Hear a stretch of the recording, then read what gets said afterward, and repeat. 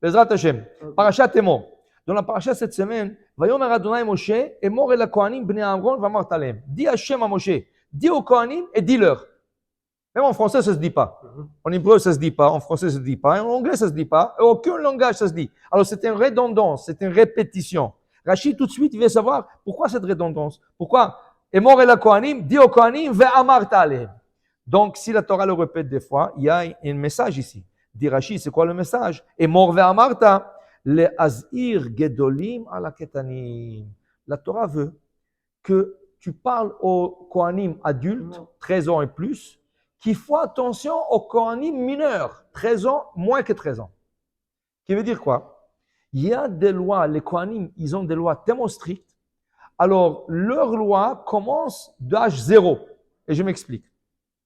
En Israël, ça veut dire Am Israël, nous on commence les mitzvot à l'âge de 13 ans. Après 13 ans, on appelle l'éducation, chinour. On éduque l'enfant de faire netilat yadayim, de faire une bracha, de répondre amen, de faire un motzi, de faire berachot. Ça, c'est l'éducation. Mais en vérité, il n'est pas obligé de le faire jusqu'à l'âge de 13 ans. C'est à l'âge de 13 ans qu'il commence à être crédité pour ce mitzvot. Okay? Mais on ne veut pas que tu arrives à 13 ans et là, tu commences à pratiquer.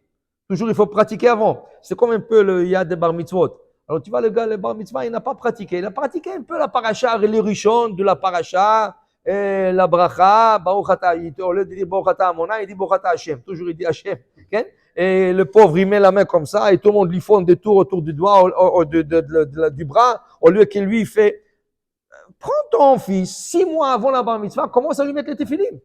On peut mettre les téphilim avant, avec beracha. Okay? Tu éduques ton enfant, comment faire? Alors, quand il arrive le jour de la bar mitzvah, il est entraîné, c'est un soldat. Mais s'il arrive comme une poupée, il met la main comme ça, il ne sait pas qu'est-ce qui se passe avec lui, tout ce qu'il regarde, c'est les photos, c'est les bonbons qui te courent. C'est pas comme ça. Alors, il faut une préparation. Cette préparation, c'est pas chinour, ça s'appelle chinour. Mais les Kohanim, leur éducation, leur école commence à l'âge 0, qui veut dire. Je vous donne un exemple.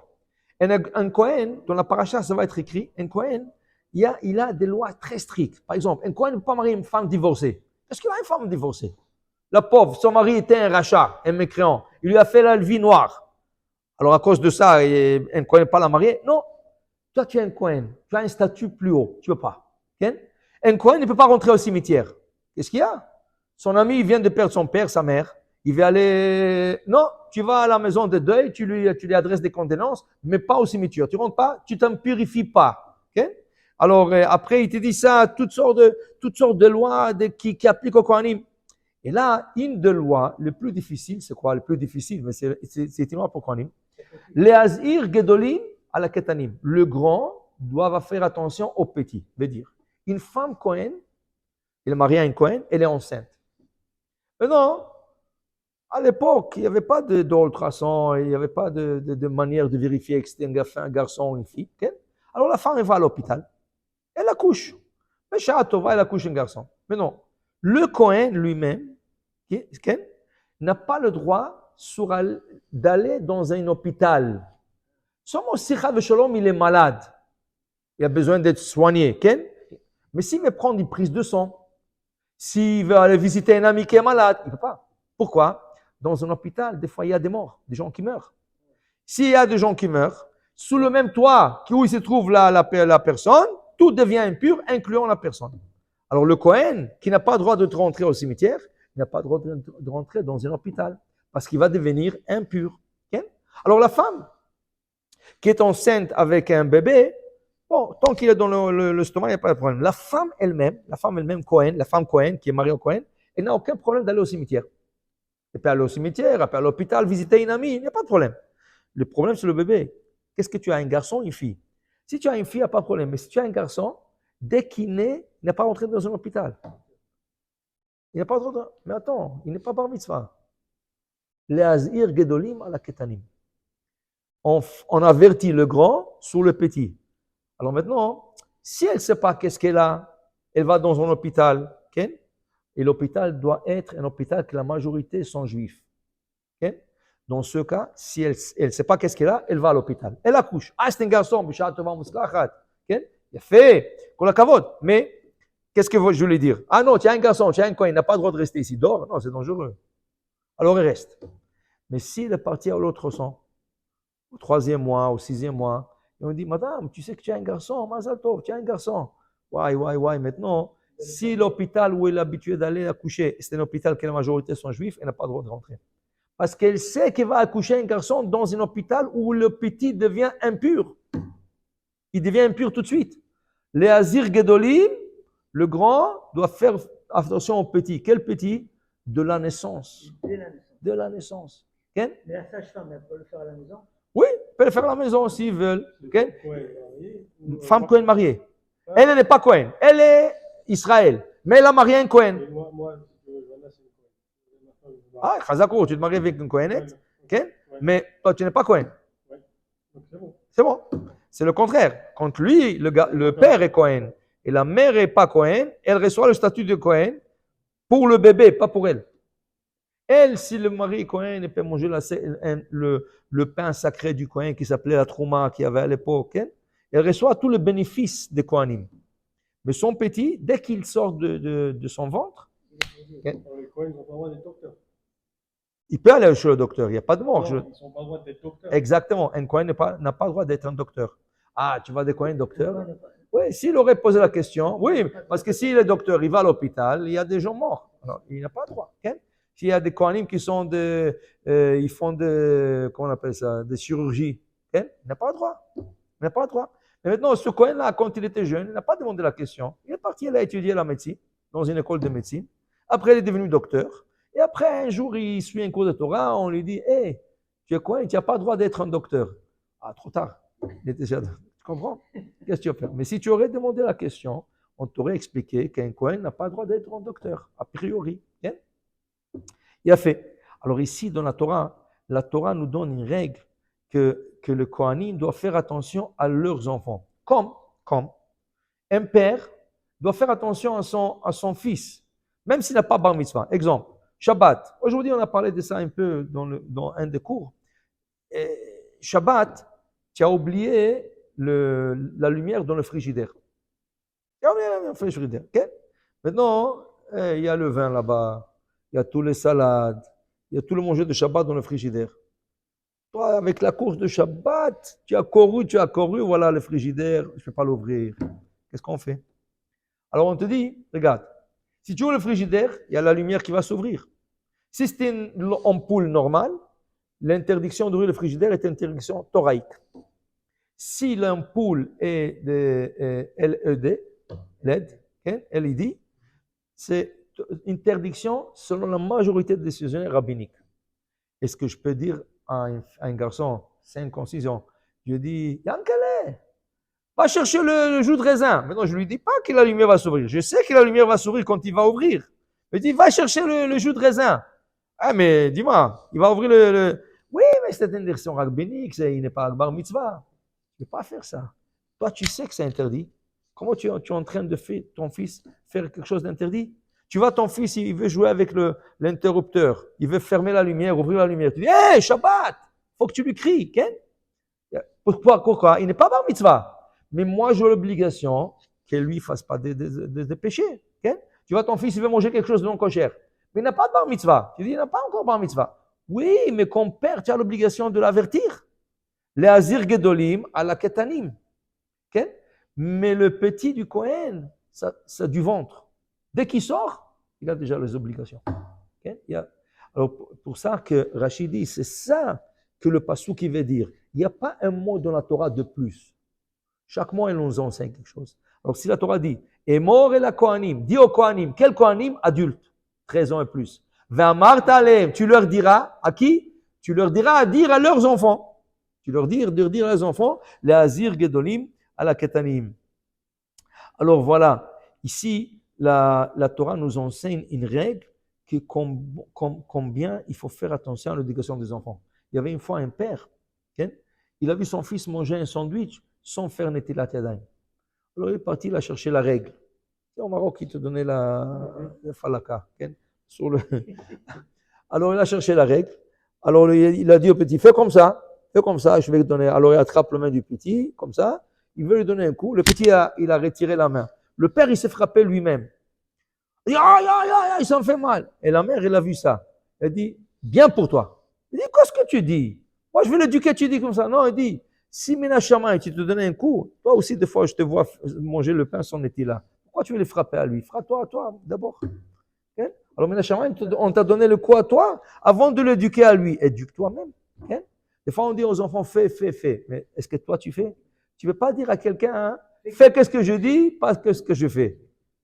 Ça, ce n'est pas dans notre religion. C'est ça? Si tu dis quelque chose à quelqu'un, surtout à tes enfants, les enfants copient. Ils te voient. Ils voient qu'est-ce que tu es en train de faire. Si tu n'es pas en train de faire, le petit dit dans sa tête, ça va pas. Il me dit de le faire et lui, il ne fait pas. Okay?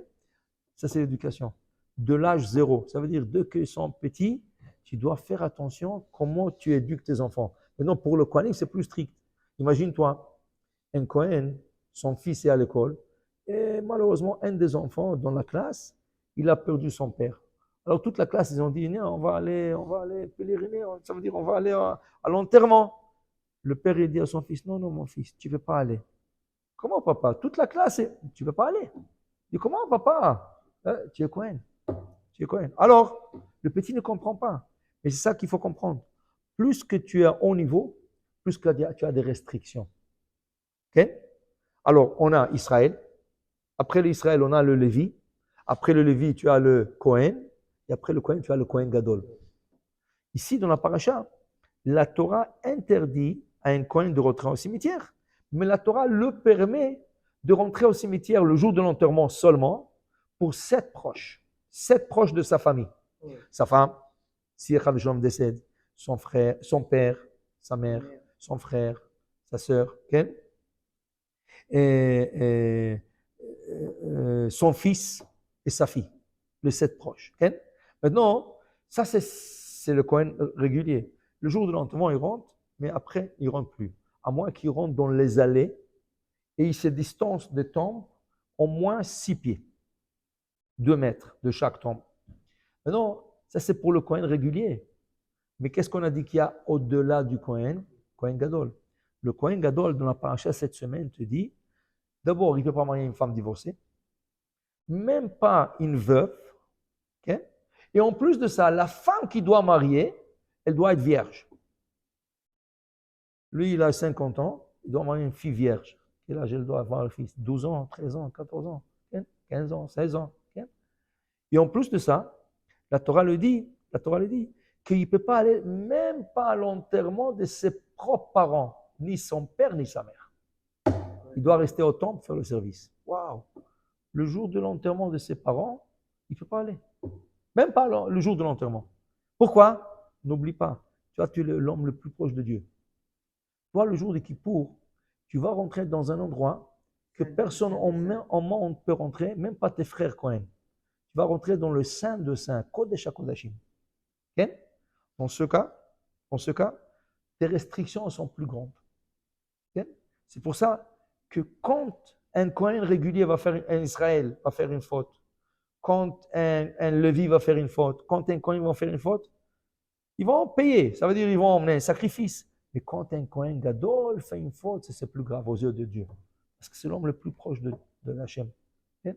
Ça veut dire, plus que tu es proche d'Hachem, plus qu'Hachem attend de toi d'être à un plus haut niveau. Okay? Maintenant, ce n'est pas seulement des restrictions, il y a aussi des bénéfices. Qui c'est qui peut rentrer Kodesh Kodashim? Okay?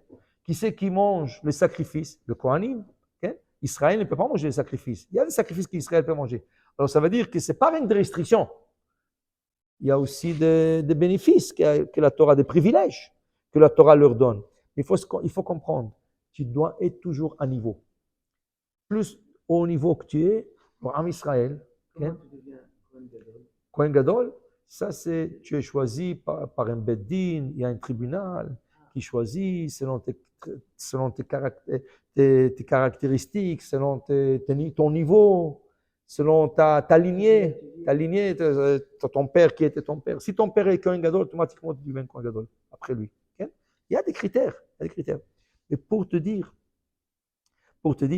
que les Kohanim, ils ont plus de restrictions, et en Israël, on a plus de restrictions. Okay? Kacher. Ils vont, les Goyim peuvent manger n'importe quoi. Okay? N'importe quoi, ils peuvent n'importe quel restaurant, ils peuvent manger. Et toi, partout au monde, tu dois chercher kasher. C'est difficile. Des fois, il y a des gens qui sont en voyage. C'est difficile. Oh, Hachem, il a fait d'une manière que dans le monde, presque n'importe quel supermarché, ils ont quelque chose de kasher. Okay? Tu vas au monde, tu trouves toujours kasher. Un juif, toujours. Okay? Non, même des supermarchés. Il y a le OU, il y a n'importe quoi. Il y a toujours du kasher. Okay? Après Shabbat. Waouh! Imagine-toi, en hiver, Shabbat commence à 4h, 5h. À peine tu es sorti de la maison, à 9h, tu dois déjà retourner parce qu'il y a le trafic après. Alors tu as travaillé 2 heures. Il faut que tu retournes à la maison et c'est Shabbat. Okay? Tu dis, je suis resté. Alors il y avait une fois, au Rosh Hashiva, Rav Mordechai Wambel Zatzal, il était dans un vol à côté d'un goy. Le goy, il a pris un papier, il a pris un stylo, il a fait un carré. Il a mis 2 points. Il a mis un point dans le carré, il a mis un point en dehors du carré. Il leur a dit, il lui a dit au rabbin, vous, le juif, Ken, vous êtes dans le carré, mais vous êtes libre. Il a dit, le goy, ils sont hors dehors du carré, mais on est restreint. Il dit, qu'est-ce que tu veux dire? Il dit, vous avez Shabbat, vous avez restrictions de Shabbat, vous avez des restrictions de kasher, vous avez toutes sortes de restrictions que vous ne pouvez pas faire. Mais, je vais vous dire quelque chose. Quand tu vas dans le parc safari, il y a des animaux, il y a des lions, il y a des girafes, il y a toutes sortes d'animaux, des bêtes féroces, tout ça. Tu es dans la voiture. Tu es dans la voiture dans une petite boîte fermée sur des roues. Mets-toi dans la tête des lions. Il s'assoit là-bas, le lion, il te voit dans la voiture, tu as peur de lui, tu prends la photo. Alors il dit à son ami, regarde celui-là, il a peur de nous. Non, il a peur de nous, regarde, il est dans une cage. Regarde, nous sommes libres. On a tout le safari, lui dans une petite cage. Est-ce qu'il a raison, le lion? 100% raison. 100%. Il est libre, il peut courir, un safari c'est grand. C'est des acres. Mais la différence c'est à 6 heures du soir. 6 heures du soir, s'il vous plaît, tout le monde quitte le safari, on ferme. Toutes les voitures quittent. Toutes les voitures vont à la maison. Tout le monde sort de la voiture, ils vont dans leur maison, ils vont manger, ils vont s'asseoir, ils vont sortir au restaurant. Enfin, qui c'est qui a enfermé? Le lion. Lui qui pensait qu'il est libre et que l'homme est dans la cage, c'est le contraire. C'est exactement. Nous avons des restrictions, mais dans là-bas, dans le monde futur, nous allons être des personnes libres. Okay? Tandis que ceux qui sont libres dans ce monde, ils mangent non kosher, même des juifs, malheureusement, qui mangent non kosher, qui ne gardent pas le Shabbat. Ils pensent qu'ils sont libres. Ils pensent qu'ils peuvent faire ce qu'ils veulent. Quand ils arriveront là-bas, c'est là qu'ils auront des restrictions. Alors, il faut que tu comprennes, les restrictions, c'est pour ton bien. Ça montre que tu es proche de Dieu. Ça montre que tu es proche de Dieu. Si tu n'aurais pas de restrictions, Rachid dit, dans la paracha précédente, Rachid dit, quand tu dis à quelqu'un, ne fais pas ça, ne fais pas ça, ne fais pas ça, c'est pour son bien. Okay? Ne fais pas ça, c'est pas. Mais quand tu dis à quelqu'un, par exemple, Rachid dit, 2 malades. Un, le docteur, il le voit, il dit, tu peux manger n'importe quoi. Froid, chaud, de la viande, n'importe quoi mange. L'autre, il le voit, il a la même situation. Il dit, fais attention, ne mange pas ça, ne mange pas ça, ne mange pas ça. Pourquoi, dit Rachid? Un, il va mourir. Alors le docteur dit, profite de la vie. Mange, bois, tourne, fais ce que tu veux. De toute façon, tu vas mourir. L'autre, le docteur, il voit qu'il y a un espoir pour le sauver. Il dit, hé, ne mange pas ça, ne va pas là-bas. Des restrictions. Les restrictions, c'est pour la vie. C'est parce qu'Hachem veut nous sauver. Et quand Hachem te dit, fais ce que tu veux, parce que pour lui, tu es un homme mort. Fais ce que tu veux. De toute façon, tu vas mourir. Ça va pas, tu vas pas profiter. Donc, pour te dire, des fois, on se plaint, regarde ça, pourquoi Shabbat, pourquoi les fêtes, pourquoi on ne peut pas manger n'importe quoi, pourquoi ça? C'est pour ton bien. Si on comprend, c'est comme un père qui pense sur son fils, il lui met des restrictions pour l'éduquer mieux, pour qu'il ait une meilleure vie. Si c'est comme ça, on aimerait avoir ces restrictions.